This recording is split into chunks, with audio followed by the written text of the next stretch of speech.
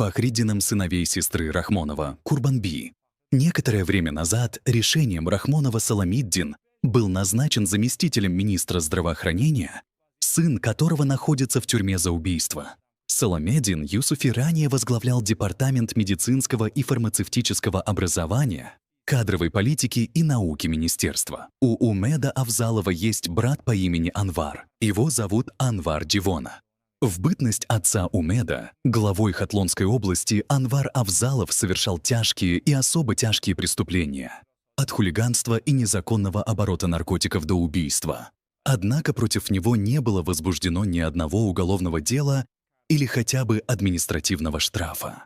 У Умеда Авзалова есть еще один брат, Искандар, который владеет домом в аэропорту и так же горяч, как и Анвар. Интересно, что половина детей Авзалова сумасшедшие и ведут себя неподобающе. Анвар Авзалов откусил головы нескольким женщинам. Когда Анвар выходил на улицу, все говорили ему никого не убивать. Он покупал что-то в магазине